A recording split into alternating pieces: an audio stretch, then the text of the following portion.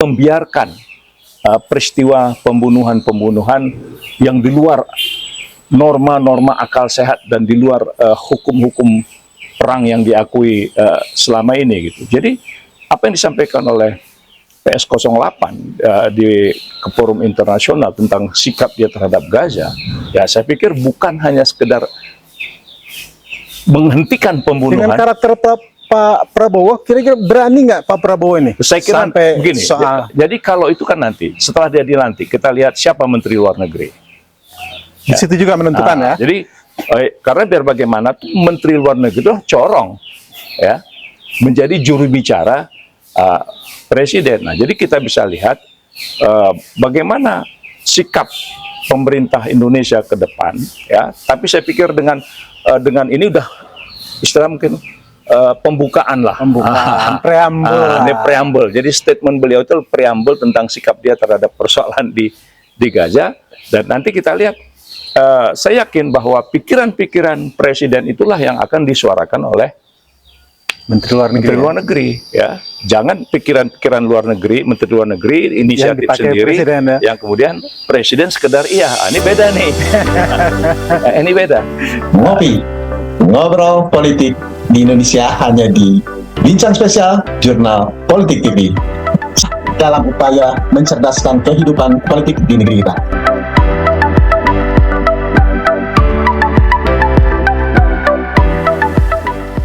Didukung oleh PRM Kopi Brastagi, produk kebanggaan Indonesia.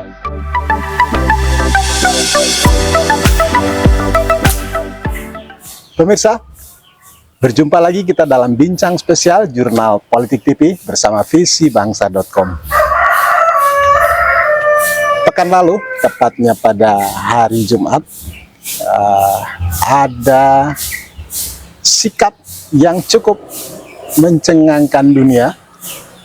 Menteri Pertahanan kita, Prabowo Subianto, yang juga pemenang Pilpres 2024, dengan lantang mengatakan negara-negara Barat menerapkan standar ganda dalam kasus perang Gaza. Ini cukup menarik, yang dimuat di The Economist, media internasional yang berbasis di Amerika Serikat. Kita sudah bersama dengan Dr. MS Kaban.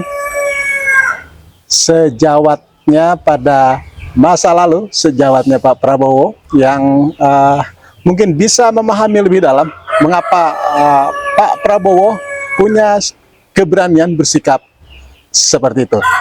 Pak Kaban, kalau Anda lihat apa yang disampaikan Prabowo, ini kan terkait percaturan internasional, terkait perang Gaza yang sampai hari ini masih bergejolak, dan sampai hari ini memang faktanya negara-negara Barat belum melakukan upaya-upaya menghentikan perang.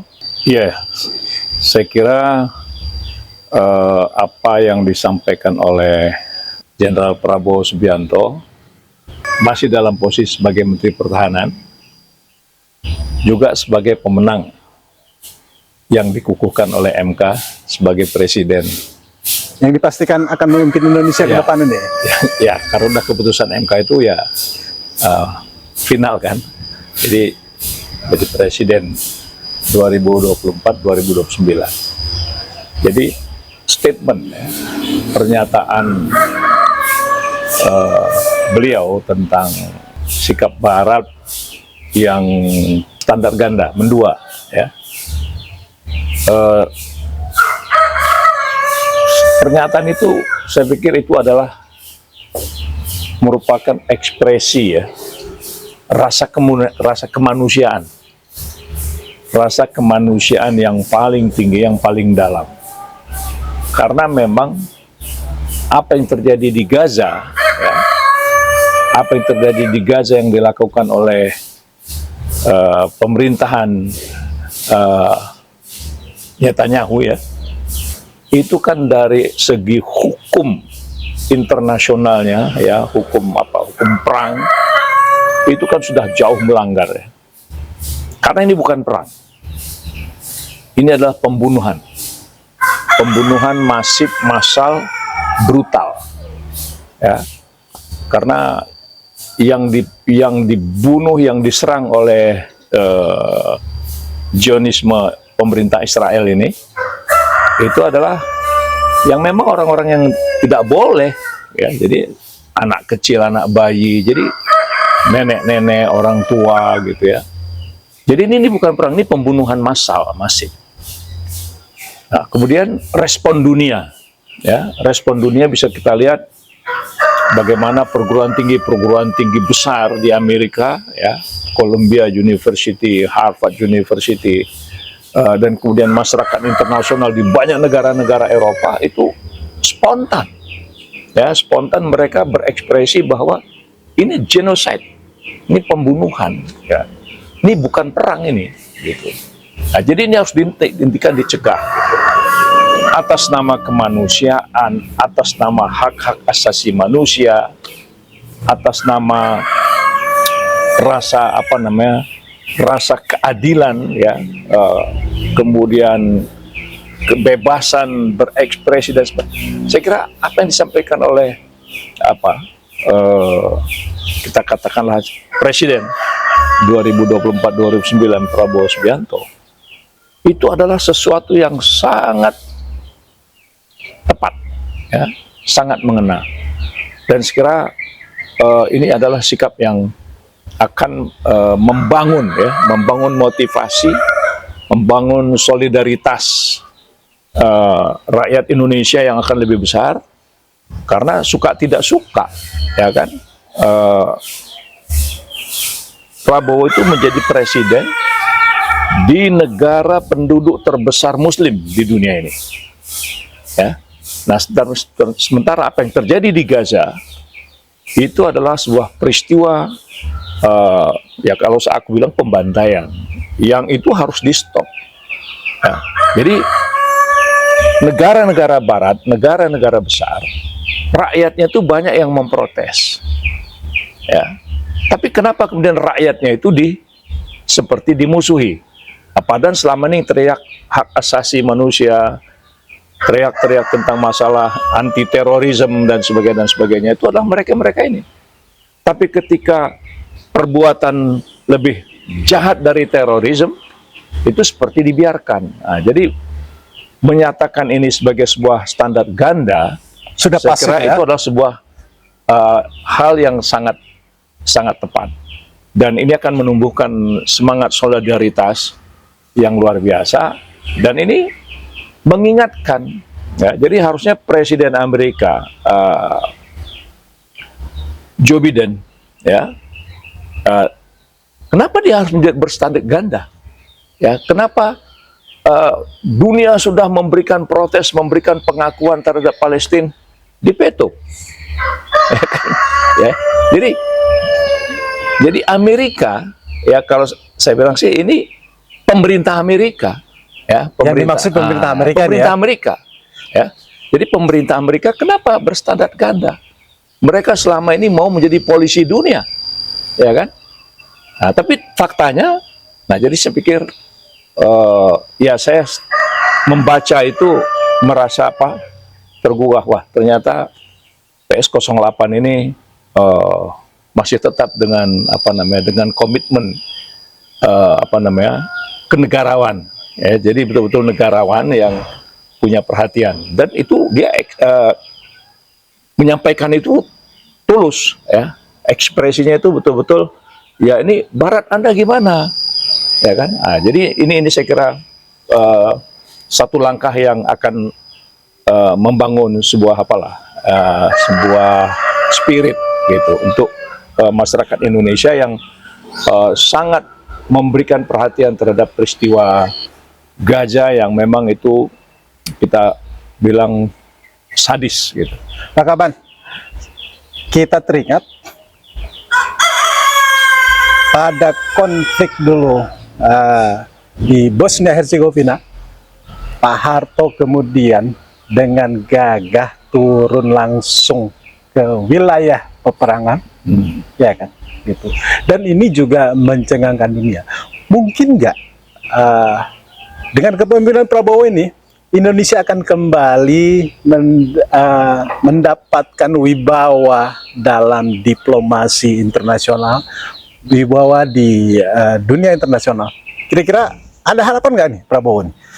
Kalau dilihat gini ya, kalau dari respon formal ya, banyaknya perwakilan-perwakilan negara-negara besar yang memberikan ucapan selamat pada beliau Atas kemenangan. atas dia terpilih dan dikukuhkan oleh Mahkamah Konstitusi itu. Ya, walaupun keputusan Mahkamah Konstitusi lonjong ya, itu menunjukkan pengakuan. Ya, jadi saya pikir itu menunjukkan pengakuan kepada beliau atas kepemimpinannya dan ya yang kita kenal atau yang saya kenal gitu ya, selama ini dia kan cara berpikir konstitusinya itu konsisten ya. Jadi dia sebagai seorang prajurit yang sudah tertanam, terbina, terdidik dengan pemahaman Undang-Undang Dasar 45 dan juga spirit nilai-nilai Pancasila itu, dengan segala pengalaman yang sangat luar biasa, saya melihat bahwa sikap ini itu akan terus dilakukan dan dunia respect ya, karena dunia itu kan butuh konsistensi kepada seorang pemimpin ya. Jadi kepemimpinan yang konsisten itu menambah rasa percaya gitu. Jadi dunia itu akan repot kalau ada kepala negara itu dia nggak konsisten gitu ya. Nah, Joe Biden saya pikir dia menunjukkan konsistensi, dia mendukung Israel ya. Israel ya kan, dia dukung total itu Netanyahu. Jadi orang bisa bersikap. Nah saya pikir ya, sikap konsistensi PS08 yang selama ini sangat besar perhatiannya ya, kan bisa kita lihat ya dalam buku-buku dia ya, bagaimana dalam buku-buku dia itu dia mengekspresikan pandangan dia gitu. Nah, apalagi ke dunia internasional yang kasus gajah seperti ini, yang dia merasa itu memang dari segi ilmu manapun itu melawan arus gitu. Nah, jadi dia memberikan Jadi sikap. kalau Anda melihat bahwa ada sikap kepemimpinan Prabowo yang konsisten, rasa nasionalisme, anti penjajahan gitu ya kan, ada harapan nggak ke depan itu? Karena setelah reformasi praktis Indonesia itu menurun di mata dunia, kewibawaan Indonesia menurun di mata dunia, agak naik sedikit ketika di masa Pak SBY, tapi kemudian turun lagi gitu. Kita nyaris tidak dihitung oleh dalam pergaulan dunia. Ya, jadi memang gini Bung Adi. Nah, Indonesia saya kira kalau kita urut-urut ya, sejak Bung Karno ya, itu mencetuskan gagasan politik non-blok ya, dan itu menjadi sikap bangsa Indonesia ya kan. Nah, kemudian sampai ada pertemuan negara-negara Asia Afrika ya kan, itu peran Indonesia.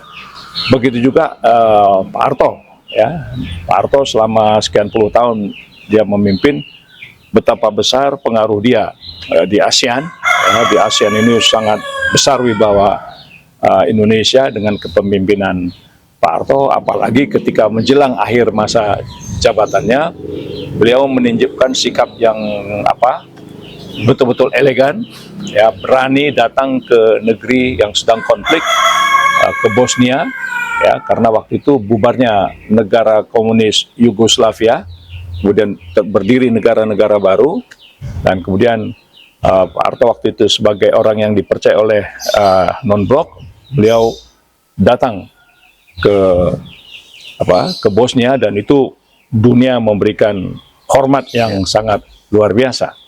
Nah, zaman era Pak SBY, saya kira bagaimana Indonesia bisa masuk ya di katakan dalam forum-forum G20 dan sebagainya.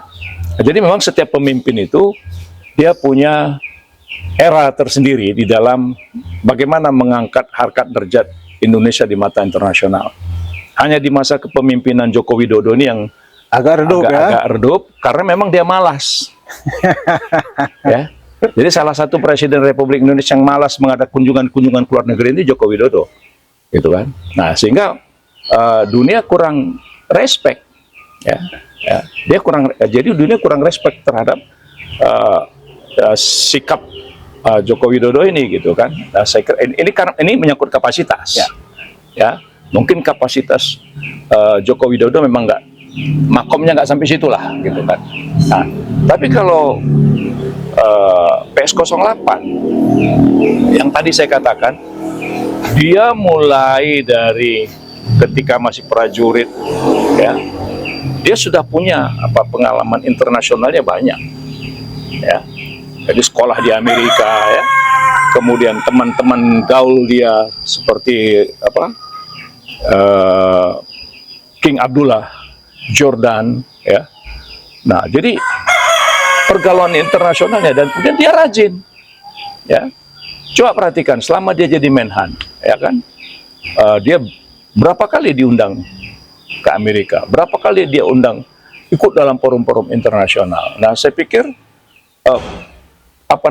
kapasitas yang dia miliki itu, dengan posisi dia sebagai presiden, dengan persoalan-persoalan yang dihadapin hari ini, ya, persoalan yang dihadapin kan luar biasa. Ada konflik di Ukraina, Rusia, ya kan, konflik Houthi di Timur Tengah, ya, Irak, begitu juga sekarang di Israel dan sebagainya.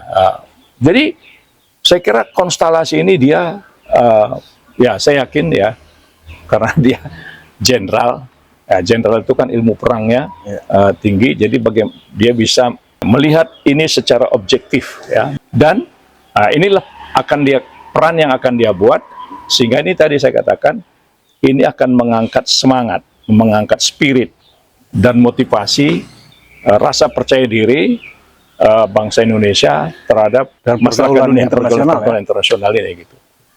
Pak Kaban, kalau dari soal karakter kepemimpinan, kan masa tumbuhnya Prabowo dan memulai karir terlibat dalam tugas-tugas kenegaraan itu kan dimulai pada zaman Pak Harto, ya kan?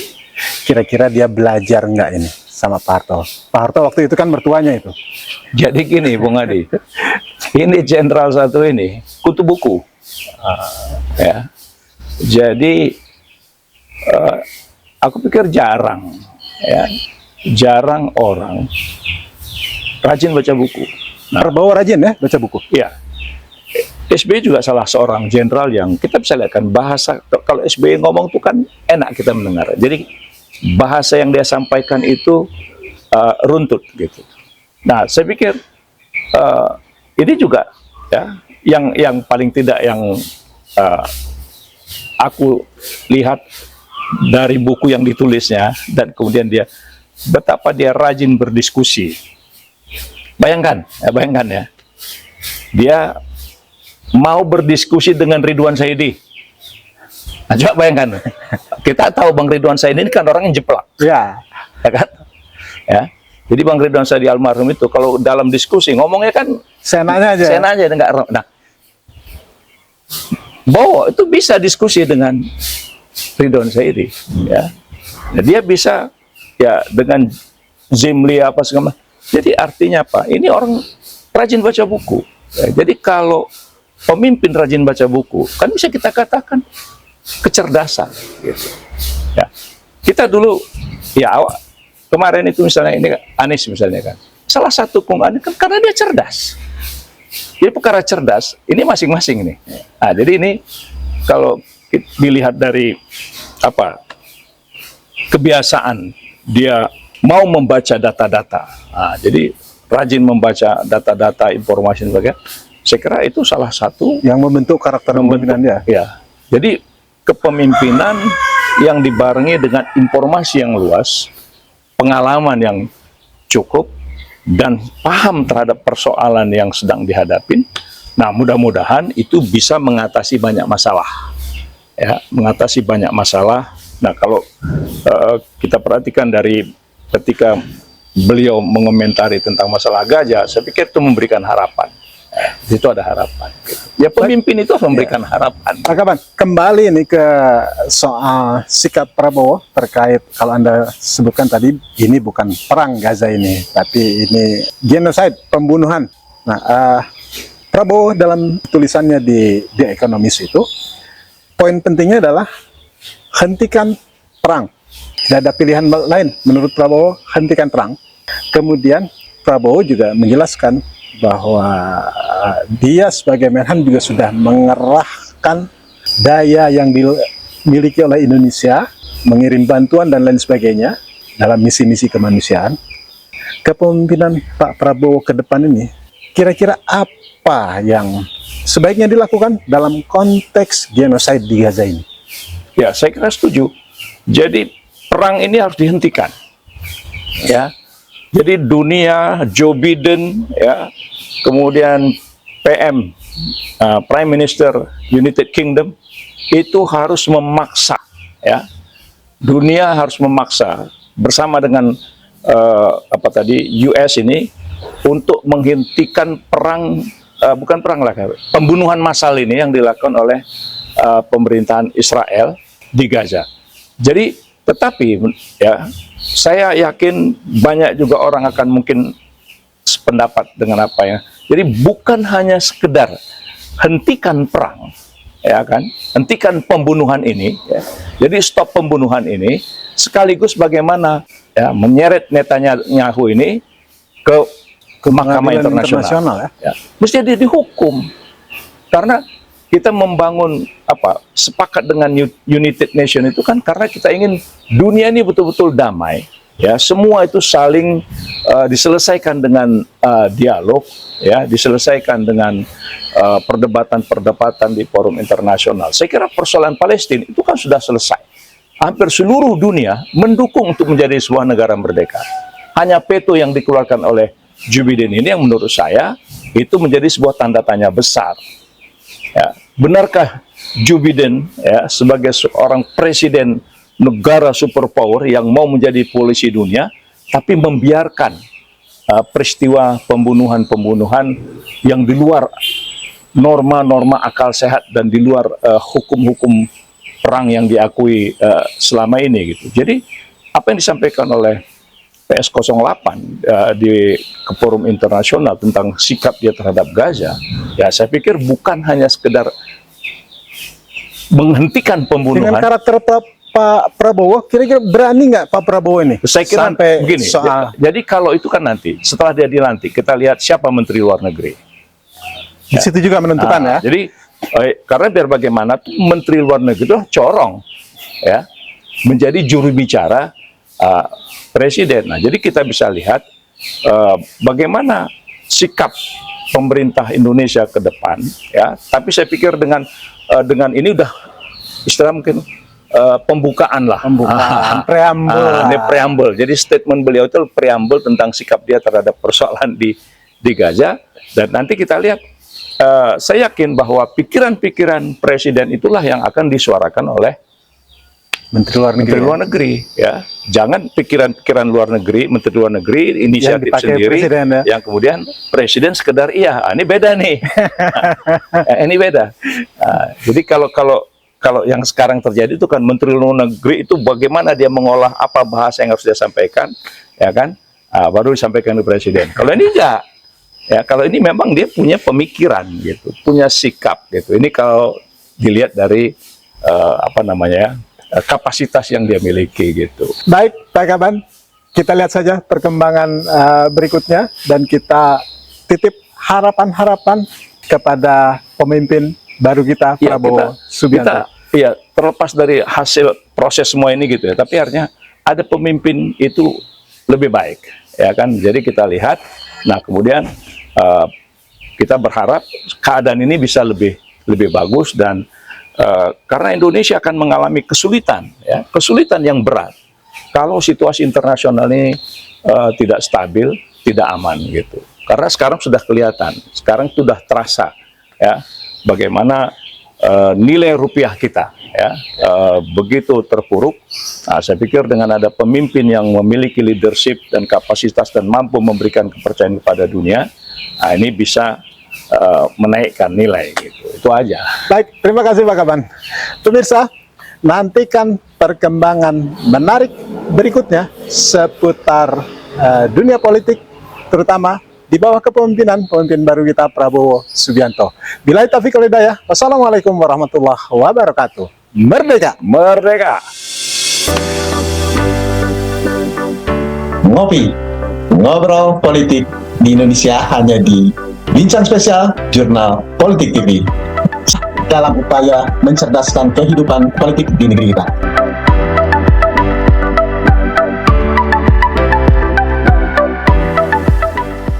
Didukung oleh PLM Kopi Brastagi, produk kebanggaan Indonesia.